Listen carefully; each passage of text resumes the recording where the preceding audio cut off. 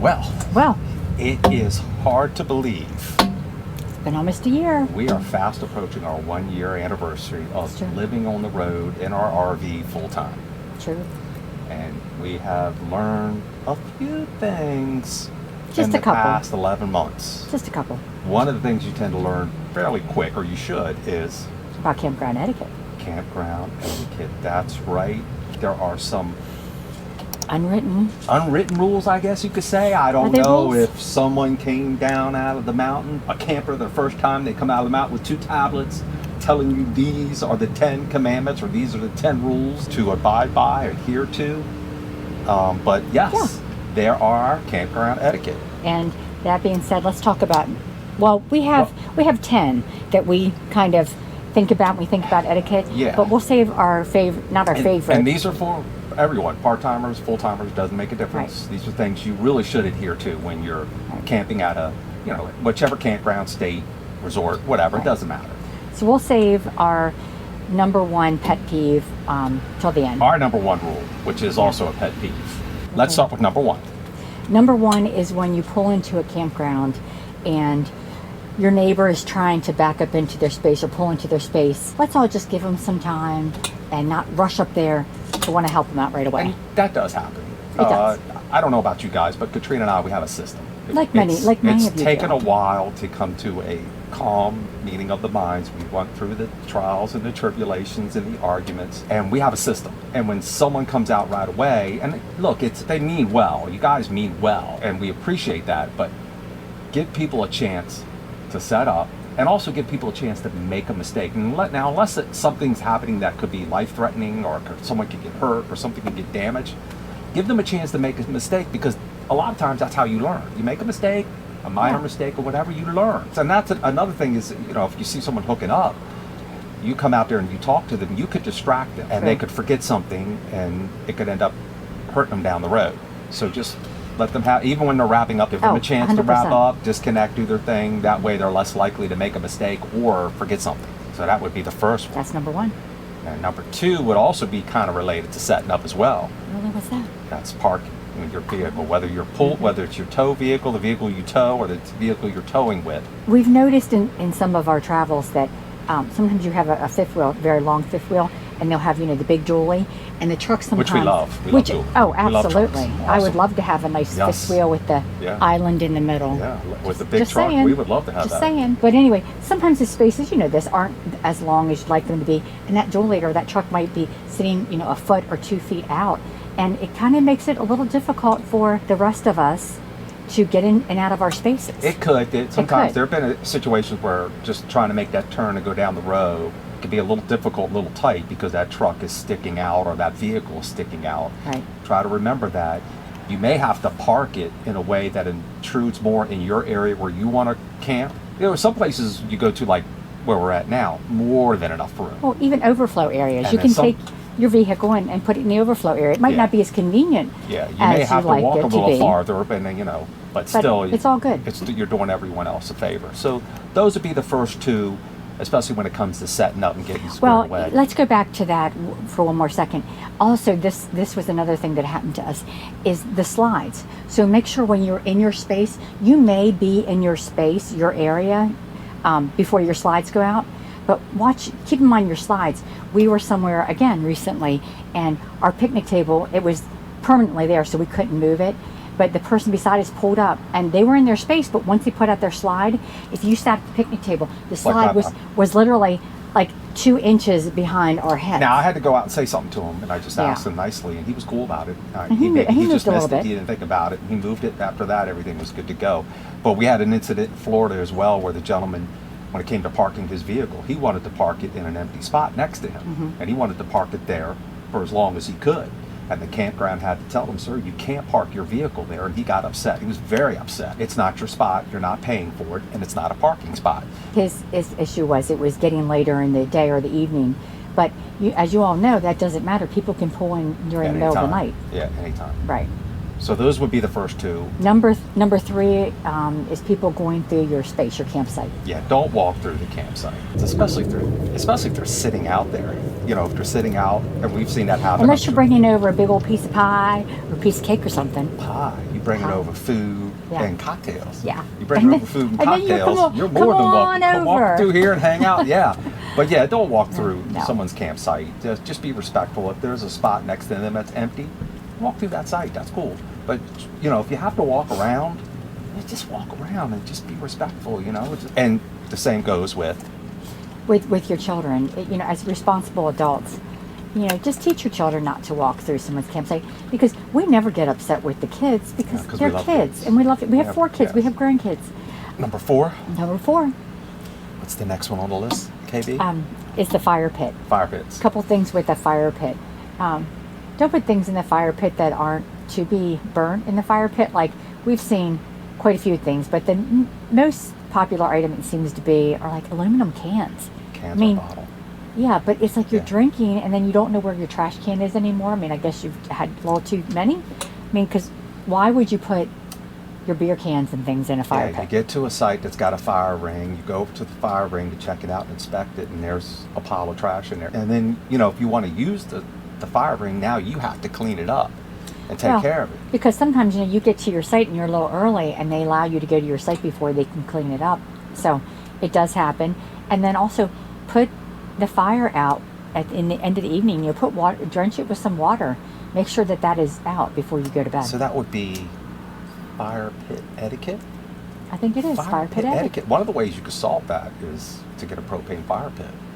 Does that mean we're getting a propane fire pit? I think we should. You know, real quick, I think those are much more convenient and easier to use. When did you make this decision? In fact, we're at a campground right now. We can't have a campfire because they don't have fire rings, but if we had a propane fire pit, it would be nice. Okay. That is number, what did we say, 4? I believe that's number 4. All right, so we need number 5. This is another one that you would think it would just be common knowledge, but unfortunately, it's not.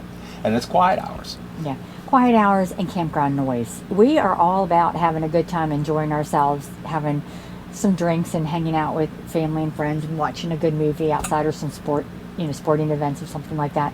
But just keep in mind, some people go to bed earlier, some people wake up later, and we just need to keep it down. Usually campground hours, quiet hours will run from 10 to 8. True. We were at this one campground in Black Hawk, Colorado. Quiet hours didn't start till 12 o'clock at night. That's crazy. And the campground had a camp store, and next to the store, or right in the store, was a full-scale liquor store. So here you have this liquor store, and quiet hours don't start till 12 at night. When the liquor store would close, some of the guys would hang outside the liquor store and, you know, were drinking and were loud because quiet hours didn't start till 12. Never heard of such a thing. You know, if you guys have, let us know. But yeah, I don't think that was the best situation. 12 o'clock at night, quiet hours. Same goes with your TV and your radio. You know, be respectful. You know when you're being too loud. Just keep it. Well, if you don't know, just turn your stuff on and walk over to the next site. If you can hear it from the next site, you know it's too loud. So if I can hear you from the next site, you're too loud. Yes. Okay. So now we're at number 7. We're at number 7. 7 was a really issue in Wisconsin. So when we were in Wisconsin, someone had some rope lights that weren't the lights that came with the rig. And they had them underneath the rig and they left them on all night. And they were so bright. They were LEDs. They were so bright that it was hard to get to sleep. And our friends of ours were next door and they had the same situation, same issue. We both debated, should we go say anything? We just let it go. Here was the scenario. We were close to one another, back to back. Mm-hmm. So we were backed up, they were backed up. They had a fifth wheel. Where the bed is, the lights were right there. They were so bright all night long. Right. The light was coming through her window. It was a problem. And of course, we didn't say anything. We should have said something, but we kind of chickened out, didn't say anything, but shouldn't have to say anything. These were bright LED lights, very, very bright. It just wasn't appropriate. Yeah, they were the kind that you've seen them, where they'll lay them around their rig and plug them in. So, moral of it kind of reminded you of that scene from Christmas Vacation when he turned them on. It was that bright.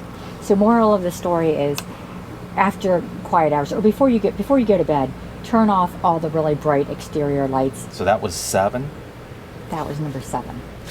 Number 8. Number 8 is dumping your tanks. When is it appropriate to dump those tanks? So let me give you a scenario. I'm out there and I get the kids out there. I have the family out there and we're eating lunch. Should I go dump my tanks? Absolutely not. No. Don't dump your tanks at the inappropriate time. Now, you may say, well, if I'm leaving, there's not much I could do, and that's true. But if you can avoid it, don't dump the tanks while there are people outside, especially if they're outside enjoying breakfast, lunch, or dinner. Eating. The smell can carry. And the same thing when it comes to cleaning out your hoses. Try to do this when they're not outside sitting down eating, because that would lead us into the picnic table. Yeah. Picnic tables. But don't use the picnic table to groom As your a dogs. dog grooming station. Don't do it. Dog Come on, man. washing station. No. And we've seen it. I didn't I've record it because, I'm going to have to record it from a distance to peek around.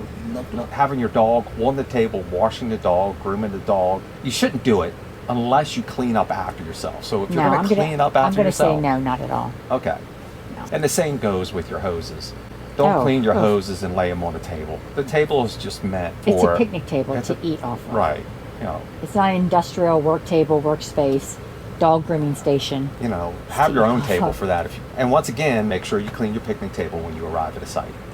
And put a tablecloth on it or something. Yeah. This next one is a big deal to a lot of people. Not me. But it's a big deal, and it's generator. Running your generator. Generator use. Generator use. Now, obviously, if you go to a campground and you have full hookups, it's not an issue. It's not a problem. But if you lose power, we experienced that one time. Yes, we did. Or if you're at a site, dry camping, or you have partial hookups, whatever it may be, running the generator. I have no issue and no problem with people running generators. I don't care where I'm at, whether it's a Walmart, it doesn't matter to me, it doesn't bother me, unless it's construction style generator. People are very adamant you don't run the generator during quiet hours. And quiet hours you're not allowed to, you're not supposed to. And not everybody has that in the rules when you get to the campgrounds, but for the most part, people do not want you running your generators. Keep that in mind. Yeah, we've been at campgrounds that there's dry camping spots available. So once the hookup sites are gone, you can do dry camping if you want, or partial hookups.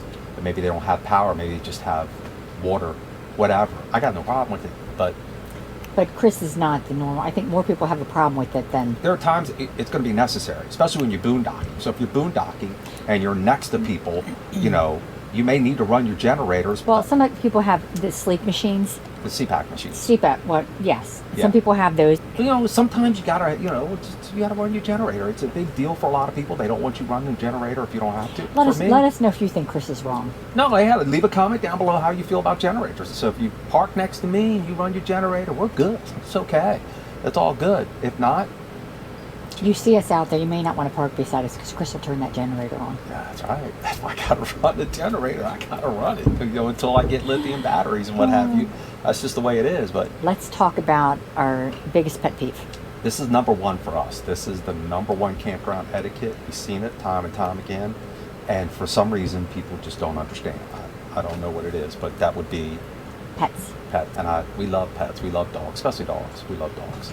We have a dog, and he can be a little feisty himself at times, but it's keeping your dog on a leash at all times, even when you're sitting outside of your rig itself, even if your dog's well behaved, and then also picking up after your pet. Those fenced in areas for the dogs, the dog runs, are not meant for you just to let your dog run and go to the bathroom and walk away. Yeah. You're supposed to pick up after your pet in there, and most of them have the little baggies right there and the little trash areas to put it in.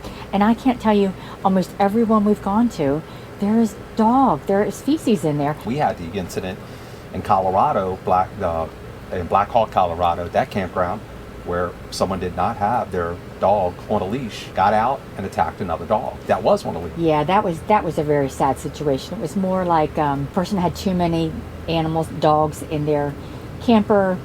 The gentleman went to get out of his camper. The dog went through his legs and bolted across the street, attacked another dog, and it became a huge issue. And thank goodness the dog that got bit wasn't seriously hurt, but he was still hurt. It seems to be this way. Now, I don't know about you guys. Leave a comment down below. Tell us what you think. There always seems to be that one camper that will not put their dog on a leash. Once you see that happen, that dog get out and attack the other dog, and you hear that and see it, it's enough to make you say, you know what, let's keep our dogs on a leash and let's clean up after our dogs. Once again, Nobody it's all wants- about being respectful and adhering Yeah. to the rules. If we all do this, things are going to be good to go. Well, there you have it. Those Yes. are the campground etiquettes, the ones that we think are the most important. You guys may disagree. You may agree. If so, leave a comment down below. Tell us what you think. Maybe we missed something. Maybe something is even more important than the 10 or 11 that we mentioned. Could be. If you guys found this video helpful, please give us a thumbs up. Also, if this is your first time here, hit that subscribe button, hit that notification bell. You'll be notified every time we release a video. We do our best to put a video out once a week, and it's been a year now. And you've we got it this out thing every rolling Saturday. on. And for those of you who are regular subscribers, thanks for subscribing very to the much. channel. We really appreciate it. And that pretty much wraps it up for etiquette. Until the next video. Yes. Next video. Okay, so And let me wanna throw in say? a bonus etiquette. uh-oh. Anytime you see me at a campground, feel free to come over with a cocktail and a couple steaks, and we're good to go. A couple steaks, wow. You're an expensive friend. Whatever. It's all good, guys. We hope you guys enjoyed this video. Remember, any day you can get away is a great day. You guys take care, and thanks for watching. Guys. Bye. See ya.